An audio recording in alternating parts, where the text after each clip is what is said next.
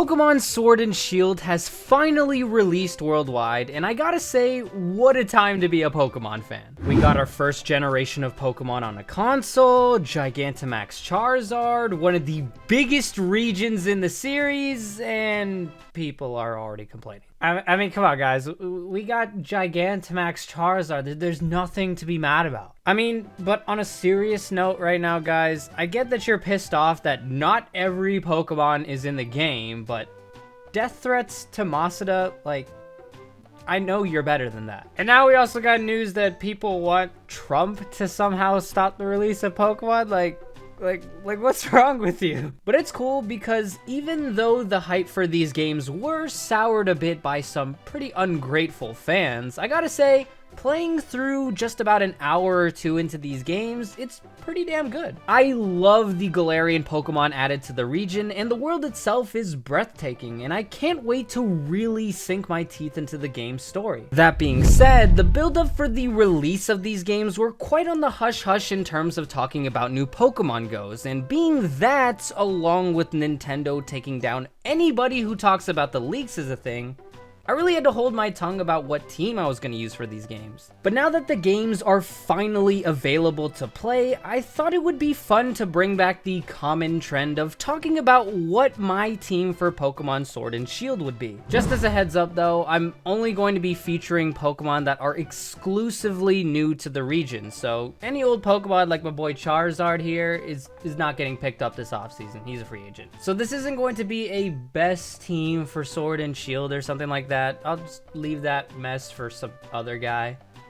Forgot his name, but you know who I'm talking about. So without further ado, I present you guys with my Pokemon Sword and Shield team. If you guys enjoyed the video, be sure to leave a like, subscribe, and share this video with a friend. And with that being said, let's get started.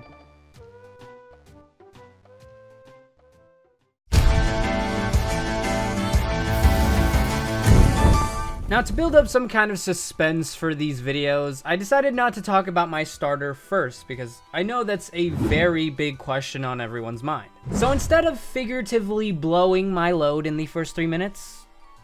Oh, wait, okay, wait, that didn't come out right. I instead wanted to start off by talking about my good friend Korver Knight. Now, I'm gonna say this, I'm normally not a big fan of these early bird Pokemon, but I gotta say, when I first saw this thing back about 5 months ago, it really stood out to me. I like its typing being steel and flying because it makes for a strong counter defensively for a lot of typings. It's also got a really cool looking Gigantamax form, and above all else, the design itself just looks like... You know what I'm gonna say here? It's my favorite word. It looks like a badass, okay? It looks like a badass. As far as the nickname goes, I think I'm gonna go with Itachi, because as the legend Mystic said in his Instagram post, R.I.P. Itachi.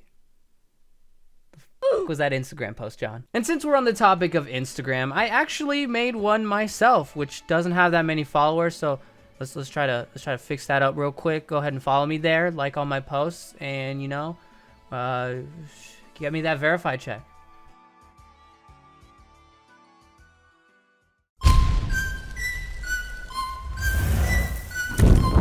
And since we were talking about strong typings in Pokemon, let's go ahead and move on to another one that personally I view as one of the more overpowered types. That, of course, being the fairy typing. Now here's what I'm gonna say. When I first saw Impidimp at E3, I'm not gonna lie, I wasn't impressed. But as I saw the different stages of its evolution, and of course, its final evolution, I was all the way in this Impidimp train that was going on. I'm actually driving the train, god damn it. I mean, look at this Grimmsnarl, man. Like, that's goals for me at the gym. Okay, maybe not goals because the waist is a bit too thin, and that just looks all off to me. But I mean, you get what I mean. And as I said before, the typing itself is very solid, being the first ever Dark Fairy type. It can counter strong types like Dragon, Ghost, and Fighting.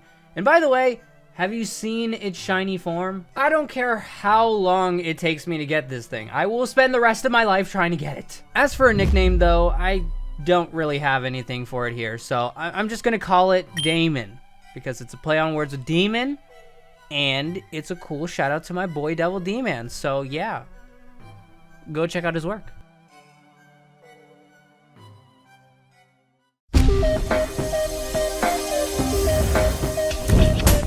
Oh man, okay, so I gotta say, when it comes to the poison typing, there hasn't been that many Pokemon that really pop out to me. I mean, yeah, there's Salazzle, Nidoking, Naganadel, and Gengar, but none of them really screamed, I need to have this Pokemon on my team, quite like Toxtricity did for me. I mean, god, look at this thing. Like, seriously, Masada, give the person who made this design a raise, because they really deserve it. But what I think is really cool about this Pokemon though is the way it evolves. Sure, it's only at level 30, which of course isn't anything groundbreaking or new, but depending on the nature you have on its pre-evolution Toxel will determine the form the Pokemon will take. It'll either be the low-key form or the amped form. Now personally, I'm a bigger fan of the amped form here, but I also think the low-key form is pretty cool as well. Now personally speaking, I don't think I'm gonna go for any particular form here. I just think I'm gonna go with whatever my first Toxel is. I'll love it no matter what because I'm not a racist, and anybody who picks a particular form, I'm not gonna go there. As far as the nickname goes, for some weird reason, Toxtricity kind of reminds me of Boros from One Punch Man. It's probably the hair. I don't know. Either way, we're gonna go with that.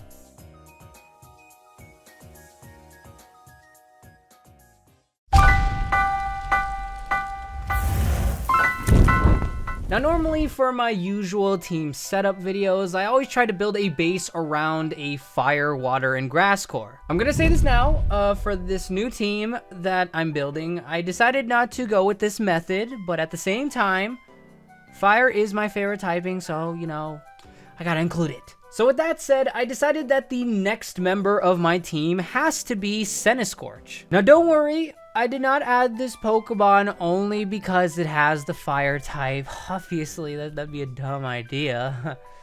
But, it is a reason. And I can't think of anything else, so...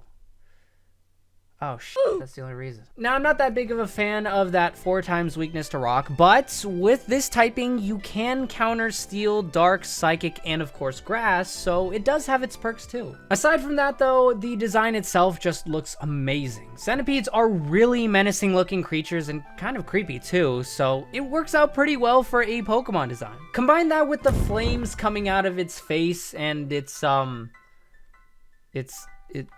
ass, and you pretty much have me sold on this potential masterpiece. As far as the nickname goes, I think I'm gonna go with Kaneki here, because he turned into a centipede, and I love Tokyo Ghoul.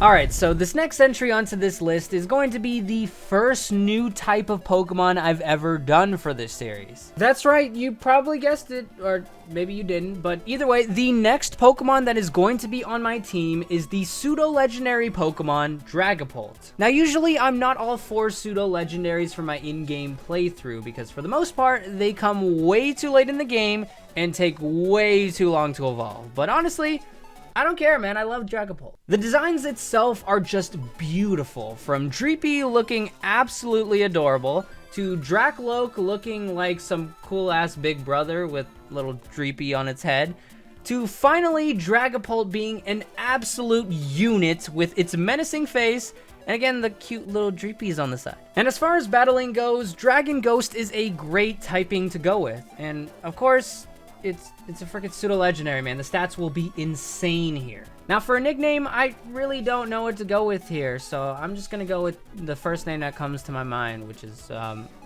don't know, Todd. I mean, he looks like a Todd, right? You know? Yeah, Todd. Me and Todd are gonna rule the world.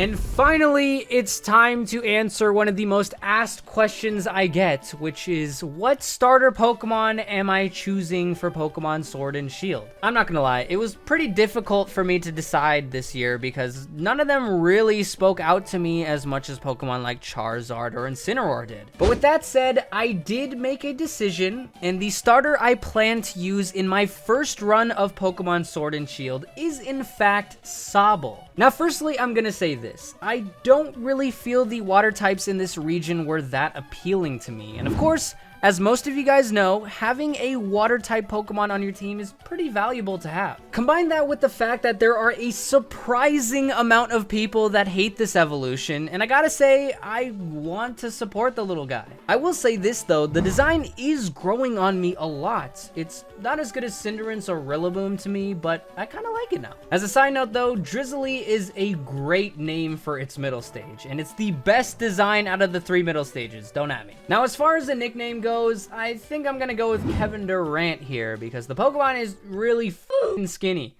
I mean, look at it. It's a twig. Yeah, these nicknames kind of went a bit downhill, but either way, those are my 6 Pokemon.